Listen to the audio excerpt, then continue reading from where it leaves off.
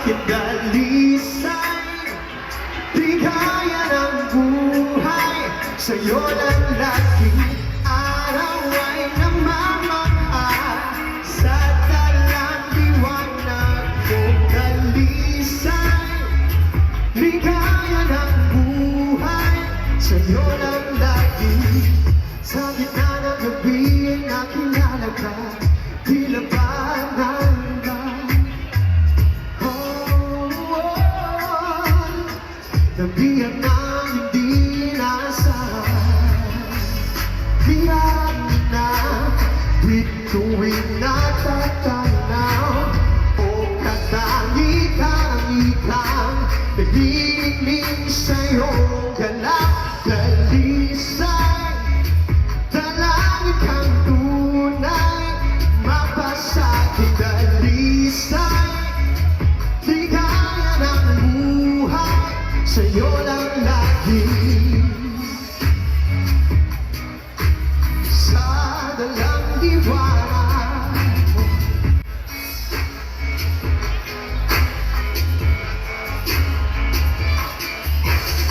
Art district is a beacon of creativity, a testament of the dynamic spirit of Macaulay's artistic community, the rich heritage and artistic prowess.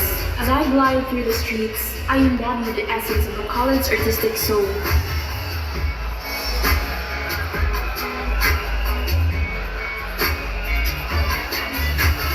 Designer, James Larnell. The Balay de Tanoan Community Museum was built to honor the bravery and wit of our hero, General Juan Anacleto Araneta. As I wear this piece, I want to make history tonight and bring back the crown to Baguio City.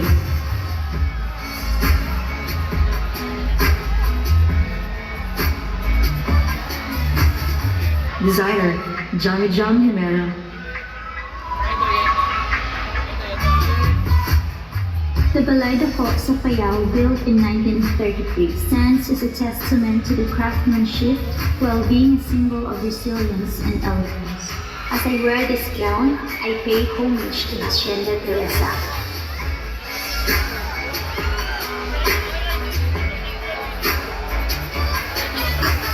Designer, Leonard Giraldes. The Cadiz City Arena is a venue for remarkable events that unite Cadiznos. It is a place where I have fulfilled my dreams of becoming a queen, and tonight I am here to bring pride to my city, Cadiz.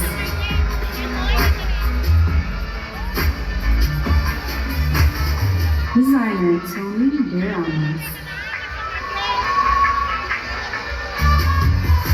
The 150-year-old Cimborio, or smokestack structure, tells the story of my hometown's resiliency and abundance, a century of heritage, progress, and unity.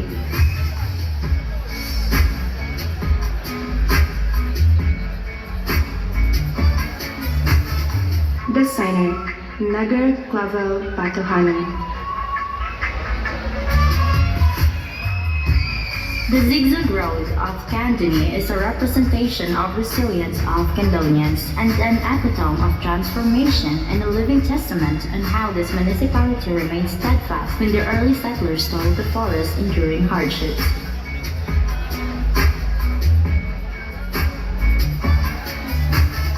Designer, Edgar Haramilia. The Kawayan welcome art is what greets every visitor upon entering our municipality. Like this architectural wonder that bring on stage our rich heritage, resilience, and the warm hospitality of Kawayan's vibrant community.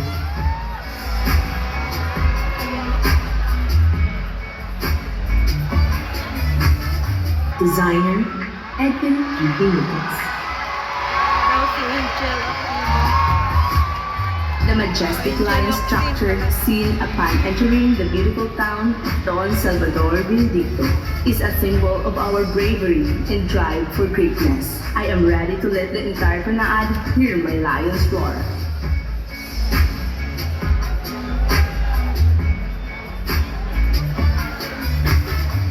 Designer, Gino Cristoferson. The interior of the St. Joseph the Worker Parish, the most revered church in our town, is a place where people seek solace and hope in a rapidly changing world. Our humble town has managed to blend the traditional cultural heritage.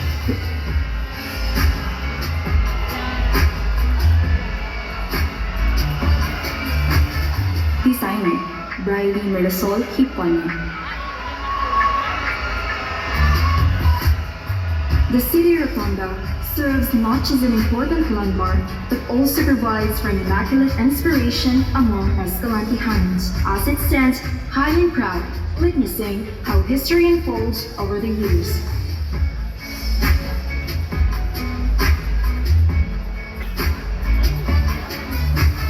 Designer, Renea Lumino Braza. The Our Lady of Snow Parish Church stands as a reminder of Imamelanin's faith that led us to where we are today. I walk this stage as a symbol of our relentless pursuit for progress and growth as the awakened dragon of the South.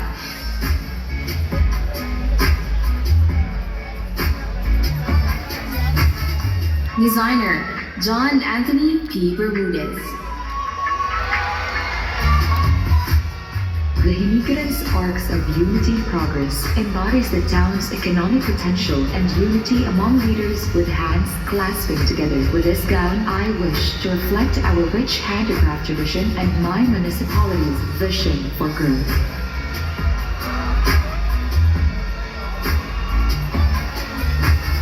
Designer, Tony Duramos.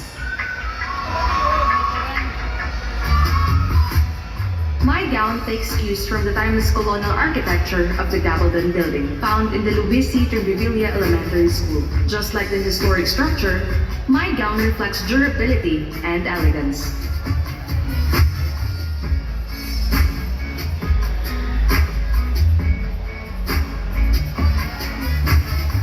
Designer, Japhet Pangantihon. Inspired by the graceful arches of the Ilo Bridge, this magnificent gown flows like the gentle currents of the iconic Kilabanan River. This gown is more than just fabric and stitches. It's my tribute to the rich heritage and timeless beauty of the municipality of Ilo.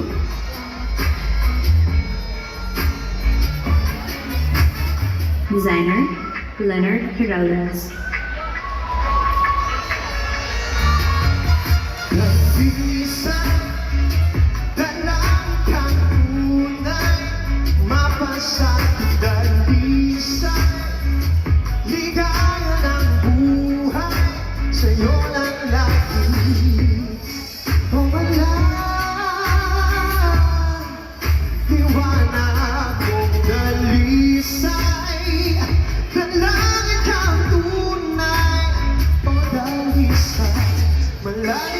Malayo ang karagatan at itatawirin ng masilayan ka.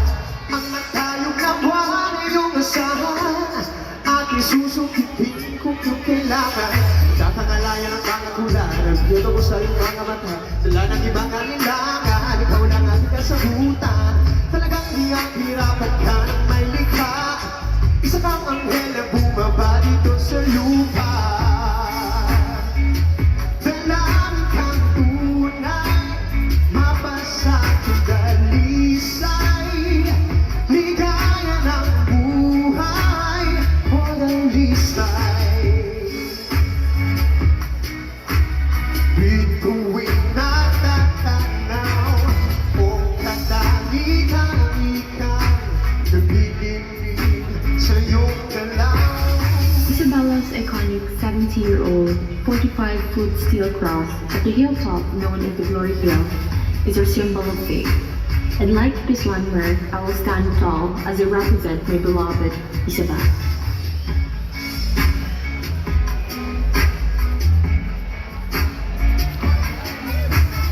Designer, Leonard Heraldo.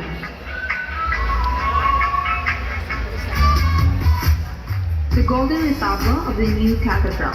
It exudes a regal grace and timeless beauty, a true testament to divine inspiration of Cabantalanans. Much like this architectural wonder, I am here to stand as a symbol of my people's unity and faith. The Señor Santo Niño de Cabantalan. Designer, Tony De Ramos. The Central Azucarera de la Carlota was established during the Golden Era and is believed to be the main reason of the city's economic prosperity. Tonight, I want to be the reason of pride for Laca-Laca City.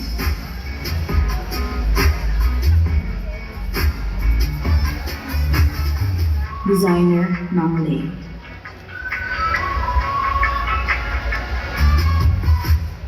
The Centennial Arc mirrors the events, hopes, and dreams of the people and symbolizes the celebration of the renowned Banana Festival and Bailes de Luces for my beloved municipality, La Castellana.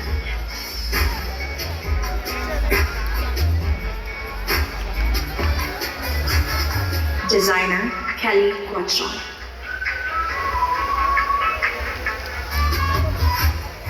The San Isidro Labrador Church is where we gather to thank our patron saint for the abundant harvest of the agriculture and livestock. I am wearing a gown that visually articulating a strong babae negro salmon.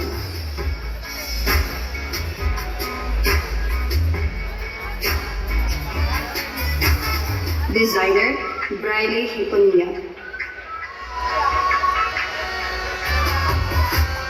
The Talangawa ni Maria emanates divine beauty and spiritual significance that shows the unwavering faith of Morshahanons to the Immaculate Conception. As I don this gown, I carry forward the reverence and splendor of its spiritual heritage, continuing to live by my faith. Immaculate as her shrine, it's time for Morsha to shine. Designer, Chino Christopher Son.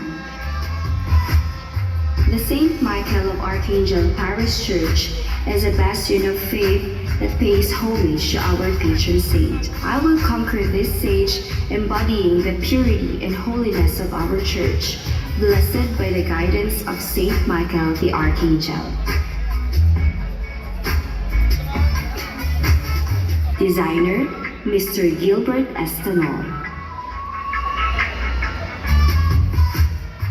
The newly built Sagay City Gymnasium architecture is inspired by the 32,000 hectares protected seascape of marine reserve and the undying commitment of every Surinons for marine protection and conservation.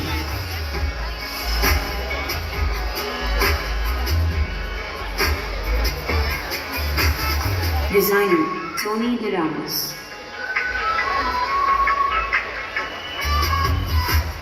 The San Carlos Borromeo Cathedral is where every thread is woven by a collective and strong devotion that has been tested through time. In all my struggles and triumphs, in my life's victory and defeat, my faith remains solid and strong.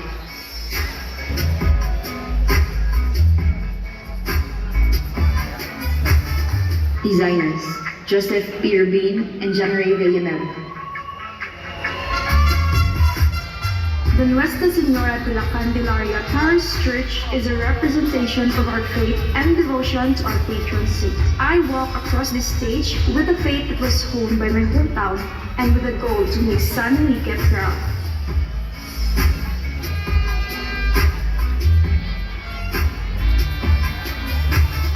Designer, Edwin Benitez.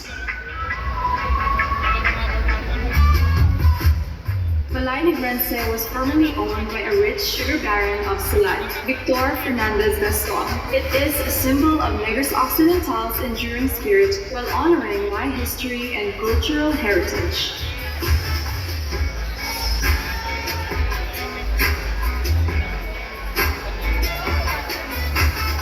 Designer, Ariel Apoyman.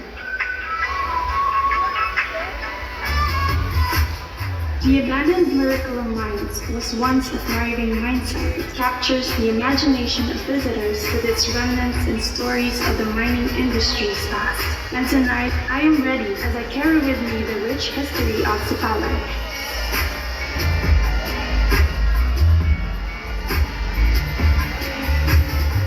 Designer, Steve Henzola.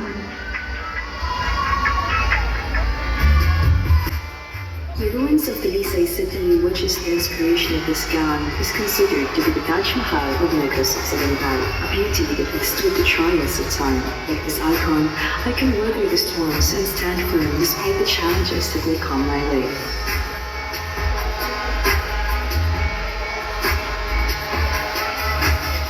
Designer, Shino Christopherson.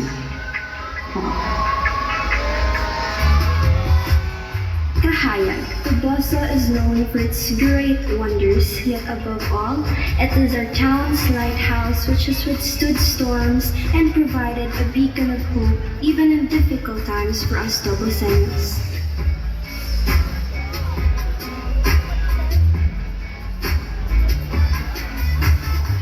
Designer, Mr. Leonard Giraldestano of Manglay Couture. The St. Joseph the Worker Church, recognized as a haven of tranquility, sets itself apart with its centerpiece. Like the church fears in noble spirit, I exude the sense of determination and strength embodying faith and resilience.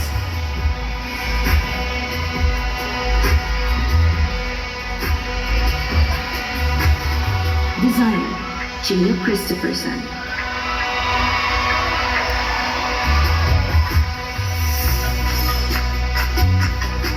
Mananatili kang dalisay.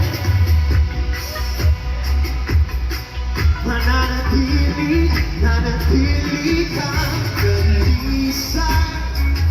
Dalawin kang tunay, makasakit dalisay. Ligaya ng buhay, sa'yo lang lagi.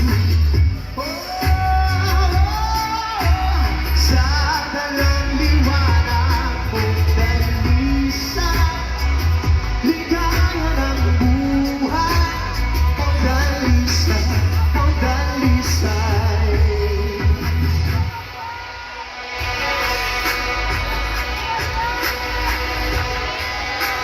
Beautiful gowns this evening, and with that, ladies and gentlemen, that concludes our evening gown competition. That's right. Thank you so much, by the way, to Mr. Kit and Shaw for serenading our ladies.